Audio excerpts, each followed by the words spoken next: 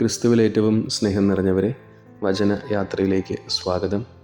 ഇനി നമ്മൾ വായിക്കുകയും വിചിന്തനം ചെയ്യുകയും ചെയ്യുന്ന വചനഭാഗം ലൂക്കായുടെ സുവിശേഷം 6-ാം അധ്യായം 1 മുതൽ 6 വരെയുള്ള വാക്യങ്ങൾ.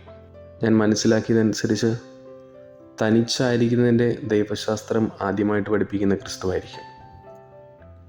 തനിച്ചായിരിക്കുക, തനിച്ചാക്കപ്പെടുക, ആൾക്കൂട്ടത്തിൽ തനിയാകുക, ഇതെല്ലാം രാപ്പകൽ വ്യത്യാസമുണ്ട്. ഇന്ന് സുവിശേഷത്തിൽ നമ്മൾ കാണുന്നത് യേശു കുറേയധികം നല്ല കാര്യങ്ങൾ ചെയ്തിട്ട് പോലും സ്വന്തം നാടിനും ഭവനത്തിലുമൊക്കെ അവഹേളന ഉണ്ടാകുന്നുവെന്ന് കർത്താവ് പറയുന്നുണ്ട്. അവർക്ക് ഈശോ കൊടുക്കുന്ന ഉത്തരം സ്വദേശത്തും ബന്ധുജനങ്ങളുടെ ഇടയിലും സ്വഭവനത്തിലുമല്ലാതെ മറ്റെങ്ങും പ്രവാചകൻ അവമതിക്കപ്പെടുന്നില്ല. ഒരു അവഹേളനയുടെ വാക്യമായിട്ട് നമുക്ക് മനസ്സിലാക്കാം. പക്ഷെ ഇതിൻ്റെ ഉള്ളിലുള്ള ഒരു സത്യം എന്നത് നമ്മൾ തനിച്ചാക്കപ്പെടുന്നത് തെറ്റാണ്, പക്ഷേ തനിച്ചായിരിക്കുന്നത് നല്ലതാണ്. വല്ലപ്പോഴൊക്കെ തനിച്ചായിരിക്കുന്നത് ഏറ്റവും നല്ലതാണ്. അടുത്ത കാലത്ത് ഫേസ്ബുക്കിൽ കണ്ടൊരു വീഡിയോ ആണ്. ഇൻ്റർവ്യൂവിൽ ഒരു പെൺകുട്ടിയോട് ഒരു പയ്യൻ ചോദിക്കുന്നുണ്ട്, നീ എപ്പോഴാണ് നിനക്ക് ഏറ്റവും കൂടുതൽ സന്തോഷം കിട്ടുന്നത്? അവളുടെ ഉത്തരം, തനിച്ചായിരിക്കുമ്പോഴാണ് എനിക്ക് ഏറ്റവും കൂടുതൽ സന്തോഷം കിട്ടുന്നത്. എൻ്റേതായൊരു ലോകത്തായിരിക്കുമ്പോൾ. അത് സ്വാർത്ഥതയുടെ ഒരു ലോകമല്ല, ഞാൻ എന്നോട് തന്നെ സംസാരിക്കാനുള്ള ഒരു സമയം കണ്ടെത്തുന്ന ഒരു ലോകം. അതാണ് ഏറ്റവും കൂടുതൽ സന്തോഷം ലഭിക്കുന്നത്. എനിക്ക് തോന്നുന്നു ക്രിസ്തുവാണ് ഇത് നമ്മളെ ആദ്യം പഠിപ്പിക്കുന്നത്. ആൾക്കൂട്ടങ്ങൾ ഉണ്ടായിരുന്നിട്ടും ശിഷ്യന്മാരുണ്ടായിരുന്നിട്ടും അവൻ അവരിൽ നിന്ന് തെല്ല് മാറി അല്പനേരം ഒറ്റയ്ക്കിരിക്കുന്നതായിട്ട് നമ്മൾ കാണുന്നു. അവിടെ വെറുതെ ഇരിക്കുക മാത്രമല്ല, അന്ന് ചെയ്ത കാര്യങ്ങളെക്കുറിച്ച് ചിന്തിക്കുന്നുണ്ടാവാം, പിതാവിനോട് സംസാരിക്കുന്നുണ്ടാവാം. നമ്മളും ഒറ്റയ്ക്കായിരിക്കുമ്പോൾ നമ്മൾ 2 പേരോടാണ് സംസാരിക്കുന്നത്. ഒന്ന് നമ്മോട് തന്നെ, 2 ദൈവത്തോട്.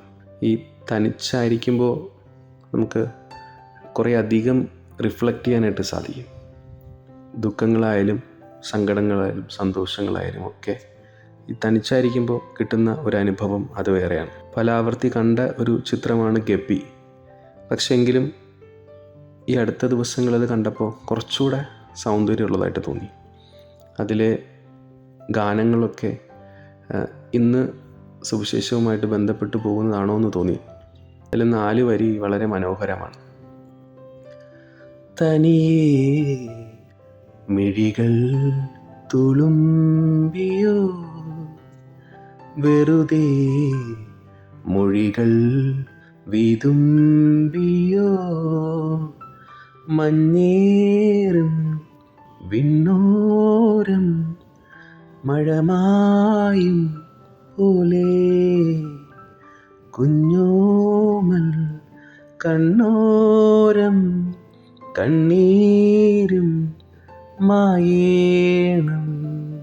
തീർച്ചയായിട്ടും ഒറ്റയ്ക്കായിരിക്കുമ്പോൾ താനേ നമ്മുടെ മിഴികൾ തുളുമ്പണം, വെറുതെ മൊഴികൾ വിതുമ്പണം. അത് ഒറ്റയ്ക്കായിരിക്കുമ്പോഴേ സാധിക്കത്തുള്ളൂ. തീർച്ചയായിട്ടും നമ്മുടെ ജീവിതത്തിലെ തിരക്ക് പിടിച്ച ഈ ജീവിതത്തിൽ എല്ലാ ദിവസവും ഒരു 5 മിനിറ്റ് സമയമെങ്കിലും ഒറ്റയ്ക്കിരിക്കാനായിട്ട് പരിശ്രമിക്കണം. നല്ല മനോഹരമായ ചിന്തകൾ തരുന്ന സമയമായിരിക്കും. നമ്മൾ ദേവാലയങ്ങളിൽ പോയി ഒറ്റയ്ക്കിരിക്കാറുണ്ട്, അല്ലെങ്കിൽ നമ്മുടേതായ അവസരങ്ങളൊക്കെ നമ്മൾ കണ്ടെത്തി ഒറ്റയ്ക്കിരിക്കാറുണ്ട്. ചിലപ്പോൾ നമുക്കൊന്നും ചിന്തിക്കാൻ തോന്നില്ലായിരിക്കാം, പക്ഷെ ആ ഒരു അറ്റ്മോസ്ഫിയർ ക്രിയേറ്റ് ചെയ്യുന്നത് വലിയ കാര്യങ്ങളായിരിക്കും. തീർച്ചയായിട്ടും ഇന്ന് ദേവാലയത്തിൽ പ്രഭാത ദിവ്യബലി കഴിഞ്ഞ് ഒരു 10 മിനിറ്റ് തനിച്ചായിരിക്കാനായിട്ടൊന്ന് പരിശ്രമിക്കുക.